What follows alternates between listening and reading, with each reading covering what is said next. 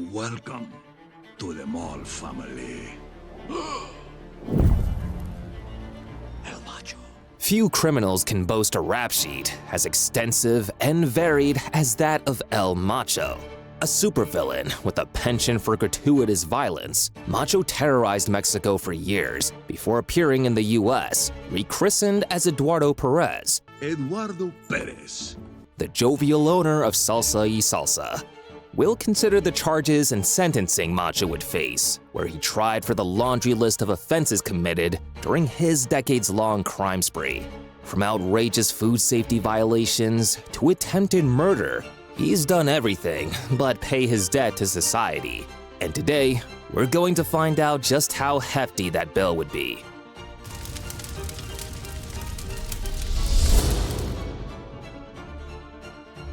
To achieve his goal of world domination, El Macho needs to create an unstoppable army of vicious warriors. Stealing the PX-41 mutagen from this top-secret research facility is his first step toward doing so.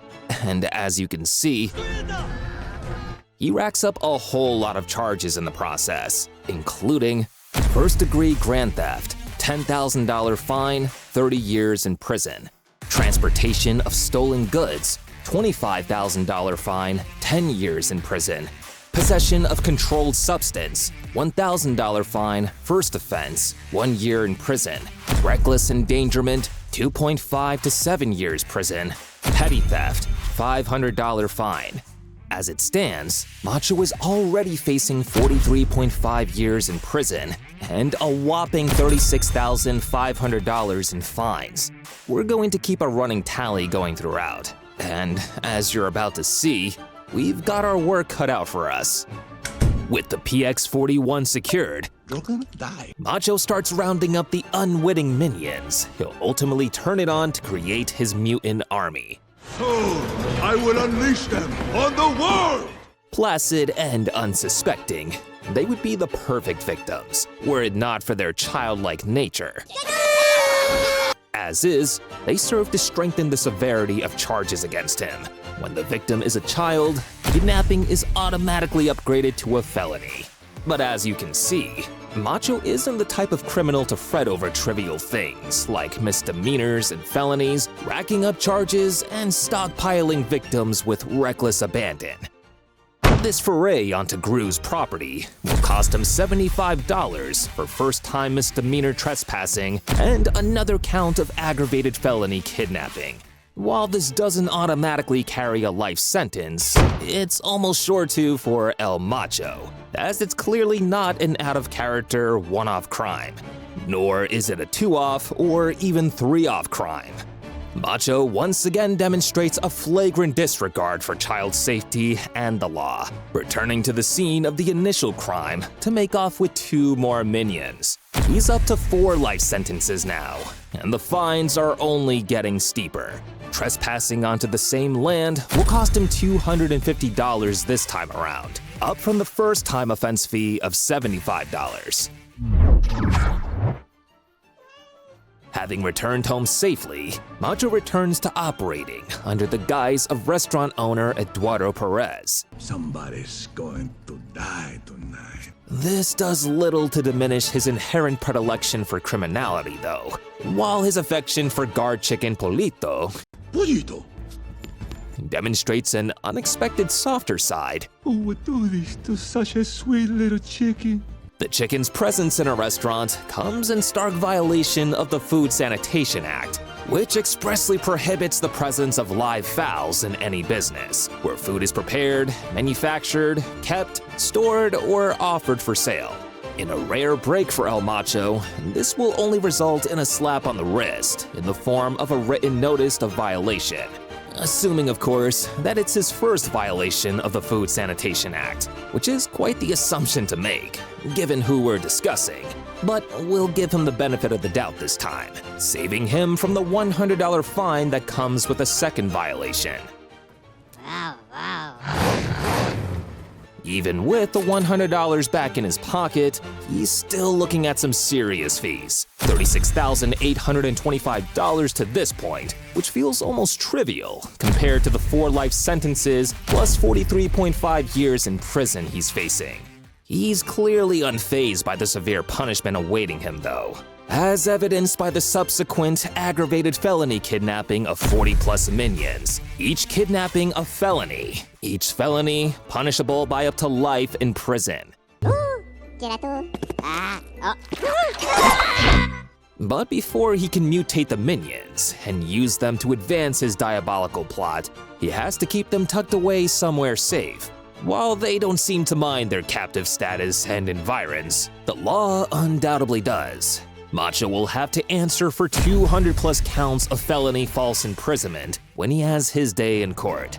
He'll also have to answer for the additional 156+ counts of aggravated felony kidnapping that led to the imprisonment to begin with. Unfortunately for the minions, things are about to take a dark turn.